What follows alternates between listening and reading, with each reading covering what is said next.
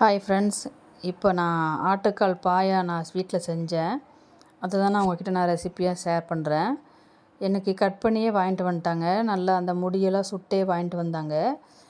அதனால் நான் கொஞ்சமாக வெது வெதுன்னு நீரில் போட்டு ஊற வச்சுட்டேன். ஊற வச்சுட்டு ஒரு 10 நிமிஷம் கழித்து கத்தியால் நல்லா சுரண்டி எடுத்தோம் அப்படின்னா அந்த பிளாக்லாம் போய் க்ளீனாக ஆயிரும் ஆட்டுக்கால். அதுக்கப்புறம் கொஞ்சமாக மஞ்சத்தூள் போட்டு பெரட்டி ஒரு 1/4 மணி நேரம் வச்சிட்டோம் அப்படின்னா அந்த ஸ்மெல் இல்லாமல் இருக்கும். அதுக்கப்புறம் நம்ம 2 தடவை நல்ல தண்ணி ஊற்றி வாஷ் பண்ணிக்கலாம். சூப்பராக ஆயிரும். அதை ஒரு குக்கரில் போட்டுக்கிட்டு சின்ன வெங்காயம் கொஞ்சம் ஒரு 10-15 போல் சின்ன சின்னதாக கட் பண்ணிவிட்டு ஒரு மீடியம் சைஸ் தக்காளி 1, கொஞ்சமாக இஞ்சி பூண்டு பேஸ்ட்டு போட்டு அதை முழுகிற அளவுக்கு நான் தண்ணி ஊற்றிக்கிட்டேன். கொஞ்சமாக மஞ்சத்தூள் போட்டு ஒரு 7 விசில் வச்சு இறக்கி வச்சுட்டேன். இந்த ஆட்டுக்கால் பாயாவுக்கு இதை மசாலா தான் ஃபேவரேட்டு. அதுதான் நமக்கு டேஸ்ட்டை கொடுக்குறது. அந்த மசாலா எப்படி ப்ரிப்பேர் பண்ணுறது அப்படின்னா, தேங்காய் ஒரு 1/4 மூடி, அதில் 4-5 பச்சை மிளகா காரத்துக்கு தகுந்த மாதிரி போட்டுக்கோங்க. கொஞ்சமாக கசகசா, ஒரு 4 முந்திரி பருப்பு, கொஞ்சமாக சோம்பு போட்டு நல்லா பேஸ்ட்டாக அரைச்சிக்கணும்.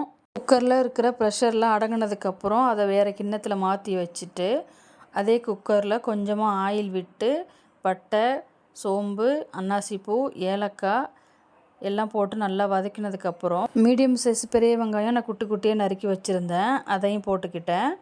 அப்புறம் ஒரு தக்காளி, மீடியம் சைஸ் தக்காளி, அதையும் சின்னதாக கட் பண்ணி போட்டு இஞ்சி பூண்டு பேஸ்ட்டு போட்டு நல்லா வதக்கியாச்சு.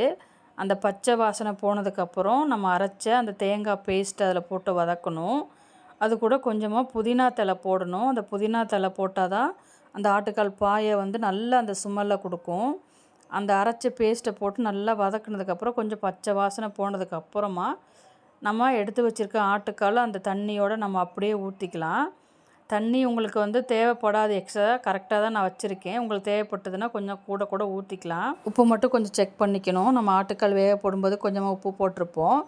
உப்பு ஜாஸ்தி ஆகிராமல் பார்த்துட்டு நல்லா ஒரு திரும்ப 3 விசில் விட்டிங்க அப்படின்னா இன்னும் அந்த மசாலாலாம் ஆட்டுக்காலுக்குள்ளே இறங்கி செமையான டேஸ்ட்டாக வந்துடும். ப்ரெஷர் இறங்கினதுக்கப்புறம் கைப்பிடி அளவுக்கு மல்லித்தலையை போட்டு அப்படியே மூடி வச்சு விட்டுருங்க. ஒரு 10 நிமிஷம் இருக்கட்டும். அப்படியே அருமையான ஆட்டுக்கால் பாயா ரெடி ஆயிடுச்சு. நீங்களும் ட்ரை பண்ணிவிட்டு எப்படி இருந்துச்சுன்னு சொல்லுங்கள் ஃப்ரெண்ட்ஸ்.